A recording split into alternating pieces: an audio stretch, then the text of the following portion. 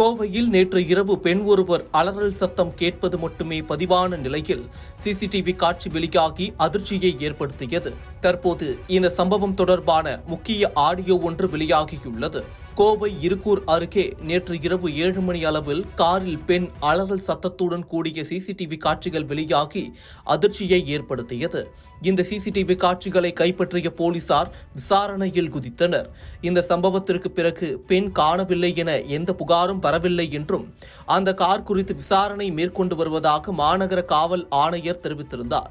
இந்த நிலையில் அங்கு நடந்த சம்பவத்தை நேரில் பார்த்த பெண்ணிடம் போலீசார் செல்போன் வாயிலாக கேட்டறியும் ஆடியோ வெளியாகியுள்ளது. என்னவா நடந்தது? நீங்க என்ன வரும்போது என்ன வண்டி நின்னுதா இருந்ததா ஆள் இருந்தாங்களா என்ன அது மட்டும் சொல்லுமா.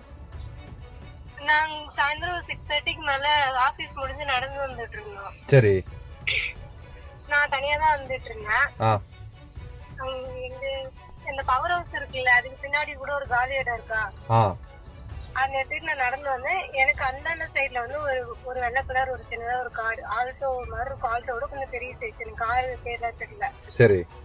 அந்த கார்ல வந்து முன்னாடி வந்து டிரைவர் சீட்ல ஒரு வெள்ளை சட்டை போட்டு உட்காந்துருந்தா, பக்கத்துல வந்து ஒரு லேடி, அவங்க பொண்ணுன்னு சொல்ல முடியாது, கொஞ்சம் லேடி மாதிரி தான், நல்லா குண்டா இருந்தாங்க. ஒரு pink colour churidar, white colour shawl. அந்த பொண்ணு வந்து முன்னால சீட்ல உட்கார்ந்திருந்தா, பின்னால சீட்ல டிரைவர் சீட்டுக்கு பக்கத்து சீட்டு. அந்த டிரைவர் சீட்ல உட்கார்ந்திருந்தவங்க அந்த பொண்ணு கழுத்தை பிடிச்சு நெரிச்சிட்டு இருந்தான். ஓ, டிரைவர் சீட்டுக்கு வந்தா பக்கத்து சீட்ல இருக்கிற லேடியோட கழுத்தை பிடிச்சு நெரிச்சிட்டு இருந்தானா? ஆமா, பின்னாடி ஒரு ஆள் இருந்தது, நான் பாக்கல. பின்னாடி செகண்ட் வந்து உட்கார்ந்து கதவு திறந்தேதான் இருந்துச்சு. நான் இந்த பொண்ணு கத்த உடனேதான், நான் இருட்டாதான் இருக்கும், 6 மணிக்கு மேலேயே இருட்டிடும். அந்த பொண்ணு கத்துன உடனே நான் அப்படி திரும்பி பார்த்தோன்னே அந்த பொண்ணு கத்துச்சு. இன்னும் பொண்ணு கத்துன்ட்டு நான் கை காட்டினேன். ஒரு வண்டி நிறுத்தினேன், எல்லா வண்டியுமே நான் நிறுத்தி பார்த்தேன், யாருமே நிறுத்தல, யாரும் கை காட்டி பாத்துட்டு இருட்டுல. அப்புறம் ஒரு லேடி வந்து ஸ்கூட்டி ஓட்டிட்டு வந்தாங்க. லேடிக்கு பின்னாடி ஒரு வயசானவங்க 2 பேரும் வந்தாங்க. ஏமா கை காட்டுறதுனே, இந்த மாதிரி இந்த வண்டியில ஒரு பொண்ணு கழுத்தை நெரிச்சிட்டு இருக்காங்க, அடிக்கிறாங்க போட்டு அப்படின்னு சொன்னேன். அதுக்குள்ள அவங்க நிறுத்தின உடனே, நீ ஏமா என்ன நிறுத்த, ஆம்பளை ஆளுங்களா பார்த்து நிறுத்த, எங்க இருட்டுல எப்படிங்க தெரியும் அப்படின்னா. அதுக்கப்புறம் இந்த பாட்டி இறங்கி போய் இந்த அமேசான் கொரியர் இருக்குல்ல, அது வரைக்குமே போய் கை காட்டினாங்க, யாருமே நிறுத்தவே இல்ல. அதுக்கப்புறம் இந்த லேடி என்ன பண்ணாங்க, எங்கிட்ட கேட்டாங்க, உங்க வீடு எங்கம்மா இருக்கு அப்படின்னாங்க. எங்க வீடு பக்கத்துல ப்ளூபெரி கிட்டதாங்க, நான் போய்க்குவேன் அப்படின்னா. சரிங்க நாங்க, நான் அதோட வந்துட்டேன். அதுக்கப்புறம் என்ன நடந்துச்சுன்னு எனக்கு தெரியல. ஒண்ணு இல்லம்மா, நீ பாக்கும்போது காருக்குள்ள உட்கார்ந்து இருக்காங்க, டிரைவர் சீட்ல ஒரு ஆளு, பக்கத்து சீட்ல ஒரு லேடி, இன்னொரு ஆளு பின்னால சீட்ல உட்காந்துருந்தானா? பின்னாடி வந்து கதவு திறந்து உட்கார்ந்து இருக்காங்க. எனக்கு தெரியல, நான் கத்துன உடனே வண்டி எடுத்து வேகமா போகும்போது பின்னாடி கதவு சாத்தினது நான் பார்த்தேன். அப்ப 3வது ஆளு இருந்தது, வண்டியில 3வது ஆளு, பின்னால ஒரு ஆள் இருந்திருக்காங்க. இப்ப ஆனா நீங்க பாக்கும்போது காருக்குள்ளதான் உட்காந்துருக்காங்க. இப்ப அங்க யாராவது ஒரு லேடியை பிடிச்சி வண்டியில ஏத்துன மாதிரியோ இல்ல வண்டிக்குள்ள அது மாதிரிலாம் யாரும் இல்லங்க. இல்ல நீ சொல்லவும் இல்லங்க. இல்ல அது தப்பா சொல்லிருப்பாங்க. நான் எதுக்காக உங்களை கன்ஃபார்ம் பண்றதுக்கா கேக்குறேன், வேற ஒண்ணும் இல்ல. நீங்க பாக்கும்போது லேடிய கழுத்து பிடிச்சு நெரிச்ச மாதிரி சண்டை கட்டிட்டு இருந்தாங்க. அது நான் வீட்ல வந்து சொன்னேன், எங்க வீட்டுக்கிட்ட வந்து சொன்னேன், இது மாதிரி நடந்துச்சுப்பா அப்படின்னு.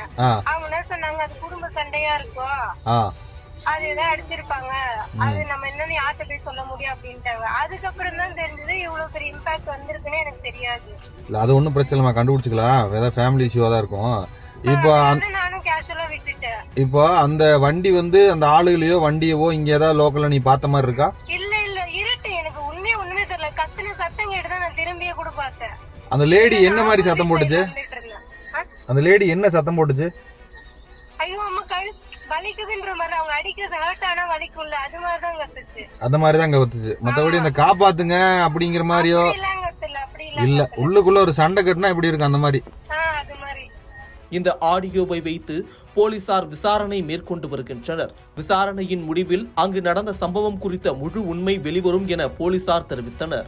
இருகூர் மேட்டர் வந்து ஒரு ஒயிட் கலர் காரில் ஒரு பொண்ணு சத்தம் போட்டு போகிறதா ஒரு லேடி வந்து பாசர் பை லேடி வந்து பார்த்துருக்காங்க. அதை பார்த்து 100 கால் பண்ணியிருக்காங்க. இன்னொரு ரிட்டையர்ட் ஏஎஸ்ஐ 100 கால் பண்ண உடனே அந்த இடத்துக்கு சம்பவ இடத்துக்கு போலீஸ் போய் பார்த்து அதுக்கு ரிலேட்டடாக இருக்கிற ஃபுட்டேஜஸை நம்ம எடுத்திருக்கோம். சூலூர் சைட்லேருந்து ஏஜிபுதூர் சைடுக்கு வந்திருக்காங்க. அந்த ஏஜிபுதூரில் ஒரு பேக்கரியில் ஒரு சிசிடிவி ஃபுட்டேஜ் இருக்குது. அதில் வந்து வண்டியோட நம்பர்ஸ் இன்னும் தெளிவாக தெரியல. அது இல்லாத அந்த லேடி வந்து உள்ளே இருந்ததுக்கு அந்த ஃபுட்டேஜஸில் எதுவும் பிக்சர்ஸ் நமக்கு இல்லை. ஜஸ்ட் இப்போ இன்ஃபர்மேஷன் நமக்கு வந்து பாசர் பை ஒரு உமன் வந்து பார்த்துட்டு இந்த ஒரு வண்டியில் சத்தம் போட்டு ஒரு சத்தம் கேட்டது அப்படிங்கிறது மட்டும்தான் நமக்கு இப்போ தகவல் இருக்குது. இது ரிலேட்டடாக நமக்கு எந்த விதமான கம்ப்ளைண்ட்ஸும் இது வரைக்கும் வரலை. பட் இருந்தால் கூட பின்னாடி இருக்க சிசிடிவிஸ் முன்னாடி இருக்க சிசிடிவிஸை இப்போ தொடர்ந்து பார்த்துட்ருக்கோம். அந்த வண்டி நம்பர் இன்னும் ஐடென்டிஃபை ஆகலை. ஐடென்டிஃபை பண்ண உடனே we'll brief what has happen. இந்த சம்பவம் குறித்து போலீசார் விசாரணை நடத்தியதில் கணவன் மனைவிக்கு இடையில் நடந்த வாக்குவாதம் என்றும் ஆத்திரத்தில் கணவன் மனைவியை தாக்கியதில் அவர் கூச்சலிட்டுள்ளார் என்பது தெரிய வந்துள்ளது. ராவுத்தூர் பிரிவு சரிம்மா. அப்படியே வந்துட்டு இருக்கும்போது ஃப்ரூட்ஸ் வாங்குறேன்னு சொன்னார். இவர் இறங்க சொன்னார், நான் இறங்க மாட்டேன்ட்டேன், எனக்கு முடியலன்னு. சரி வா உங்களோட இதே ரோதன்னு சொல்லி கூட்டிகிட்டு வந்தார். இப்படியே பண்ணாதேன்னு நான் சொன்னேன், உங்கள் வீட்டுக்கு மட்டும் நீ தாங்குற, இப்படியே பண்ணுறேன், இன்னும் ஒரு ஓட்டர் கூட்டிகிட்டு போகிறேன், சினிமா கூட்டிகிட்டு போய் ஒரு சாதாரண மேட்ரு தான். நாங்கள் வந்துட்டு இருந்தோம். இப்போ அவர் சொன்னோன்னா அப்படியா இப்படியே பேசிட்டு எங்கேயும் என்னை கூட்டிகிட்டு போகிறாரு, சந்தோஷமாக வச்சுக்காதுன்னு சொல்லி நான் கீழே இறங்க பார்த்தேன். அதுக்குள்ளே பையனும் அவர் என்ன பண்ணார், கீழே இறங்கி நீ வீட்டுக்கு போனேன்னா பெரிய இஷ்யூ ஆகிடும், நீ வான்னு கூப்பிட்டாரு.